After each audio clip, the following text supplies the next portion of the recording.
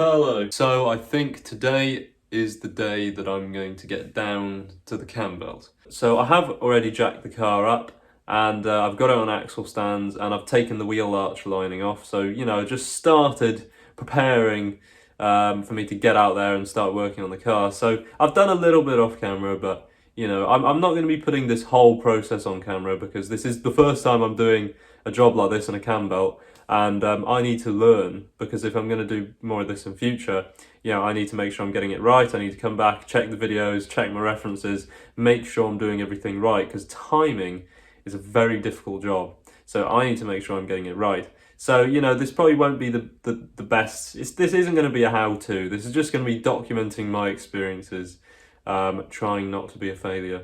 So anyway, let's get on with it. I hope you enjoy the rest of the video. And yeah, hopefully I don't end up with a blown engine and mess up the timing. This is my A4 2-litre 2005-2006 2-litre petrol, non-turbo, 130 horsepower. Load of problems with the engine, needs plugs, needs oil leaks fixing, needs all sorts. But that main thing I'm going to be doing is the timing belt. Anyway, let's crack on. So let's just get right into it. There are a few bolts holding on the bumper. I'm going to take that off, then I've got the radiator and a couple of bits like that. And then we can get in there. We can get at the engine.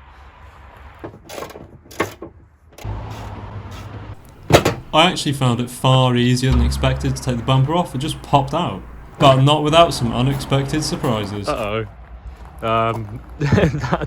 That doesn't look quite right to me. Are these meant to be at an angle? You know, are these meant to be... I mean, I know crumple zones are a thing, but, you know, they're slightly different. Like, this one has a big dent there, and this one doesn't. That doesn't look quite right, I must admit. It's not a cat car, I promise. I suppose it doesn't matter that much, as long as the legs are straight, which I haven't actually checked. But, the legs look straight as anything. Yeah, the legs just in there. The legs are nice and straight, so I'm not concerned. But, you know, it's just the crash bar. I could always replace it, but, you know, it's a cheap car, innit? I got the headlights out and I disconnected all the connectors that I needed to take off. The horn was a little awkward, so instead of unplugging the connector, I just took the bolt out and I've put it over there out the way, so that should be fine. Some of these old connectors are pretty difficult to unplug. And now, as you can see, I've got my breaker bar hooked up here and I'm going to take off this slightly crashed, literal crash bar. Anyway, let's see how easy these are to break free. Not too bad.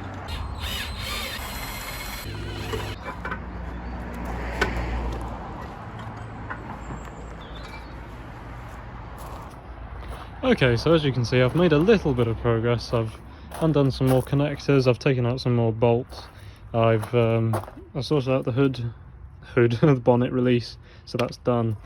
I know you can take off this pipe down here just directly, little clip there, but I just found it easier to take off the overflow pipe to the reservoir. And then take this off there, so 2 connections, but whatever, I've done that. I've drained all the coolant, as you can see, out of the system, so there is actually a tap which you can turn, which is just there. It's like a little tap, but I actually found it easier to remove the coolant temperature sensor. Yeah, I guess it's the temperature sensor, so I just removed that and got all the coolant out. Nice colour and everything, so that's all done. Now I'm just working on the radiators up here. I guess, I mean, you know, I don't know what I'm doing right. I guess this is an oil cooler. Wrong. And that's a water cooler at the back. So continuing onwards and upwards, I guess I got to take the radiator off, and then we'll be able to get at things a bit better. So let me do that.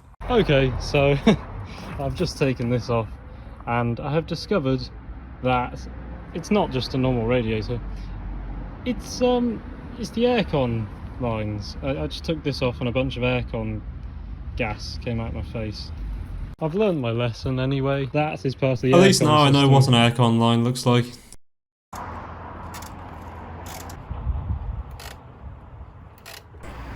So now it's just a few bolts and, you know, I could take this whole radiator front pack assembly out, and it was pretty easy, so it was just a load of connectors and a few bolts really. Right, time for a break. I've been at this for hours. Later. Okay, so we've got our first look at the belt now, and it does look like it's been changed fairly recently, but there isn't any history for it, which is, you know, why I'm doing this, not just to learn, but to make sure there is some documented history with the car. And yes, I am going to be addressing this massive valve cover oil leak. So I'm just taking the tensioner apart on the belt. This is the belt, by the way. I've taken the pulley off the crankshaft. I got all the bolts. The bolts are a little difficult to get out. They're those really annoying hex bit bolts. I really hate hex bit bolts so much. But I got that off, that was okay. And yeah, the belt looks in really nice condition. And I'm just going through the process of taking the tension off the belt. It's a little bit slack now, but I can't quite get it over here. This is the hydraulic tensioner. It's got that little thing there, which is like, it's a hydraulic pushing mechanism, so it, you know, it tensions the belt that way. But I've got it dead on time. I've made some timing marks across the belt and, you know, the valve cover up here. But as you can see, we are smack bang on time with the red lines there. And I've made another mark. I've made a couple marks just to be sure, down here on the crank, going onto the block there, and another one here, just to be sure, you know. In the end, I just unbolted the hydraulic tensioner, and then I could just slip the belt off all the pulleys.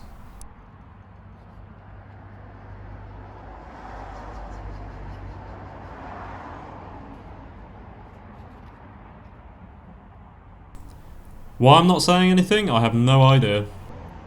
A little bit of oil had seeped down in here, so I thought best to clean it up with some brake clean.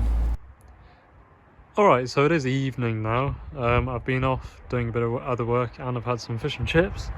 But hey, car's still here waiting. And what I've done in the meantime is I have counted out. So this is the old belt. And obviously I made the timing marks on it, so I know where the cam is timed and where the crank is timed. So I've counted multiple times on all these notches, and I've made sure that I've got these markings in the right place. So now, basically, all we've got to do, I've got an identical belt. These lines should match up directly with the lines that I've made on the crank. Oh, sorry, on the cam and on the crank. So these should match up perfectly, and the belt should just go back on. So let's see how easy it is.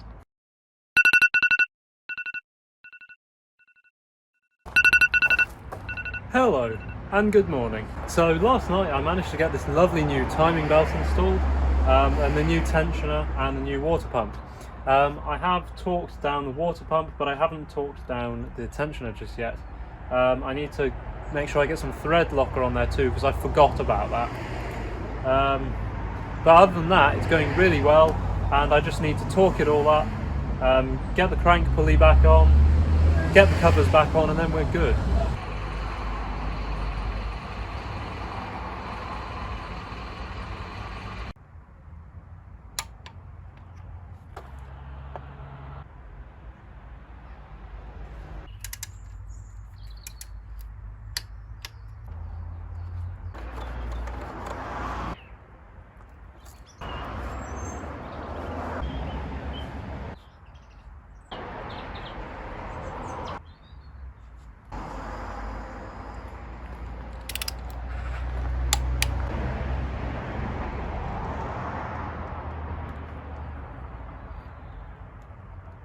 This video is mainly about the cam belt, which, as you can see, I've reassembled it. I've done the cam belt, I've just got to reassemble the whole front end of the car now. But I'm also doing a full service, so, you know, oil, air, that sort of stuff. And I'm also doing spark plugs, as it happens. And I'm also sorting this oil leak, which is from the valve cover here. And yeah, I just thought I'd show some of my interesting discoveries. So, hey look, there's a spark plug. Oh, it's a bit gunky down there, but spark plug. Where's my spark plug? Where's it gone? Oh my god, look at all that oil. There's so much oil down there. So much oil. Like, I can't believe how much oil is down in the spark plug holes. That's just crazy. Anyway, I'm going to be getting that out, and I'm going to be cleaning up these lovely coils here, and then we're going to be back in business. One off-camera speedily reassembled car later, the last part was put back on the car. Okay, so you're probably wondering after all this, does the car run? Am I going to turn the ignition and end up with a blown engine? Why don't we find out? Haha, or not. You thought I was going to show you the car running in this video, didn't you? No, no, no. Let me know down below in the comments if you want to see an update on this car and how it's going, bodywork, mechanics, everything. Let me know, because I think you guys would really like to see this. Anyway, I'll make sure to get an update video out pretty quick, as long as you want to see it, so make sure to let me know. Come down, chat with me in the comments, you know, I'm here. Come say hi. And thank you very much for 100 subscribers, by the way. That is insane, so thank you very much. And I look forward to making some more videos when I get the time. So thank you very much for watching. Keep an eye out for the update video, and goodbye.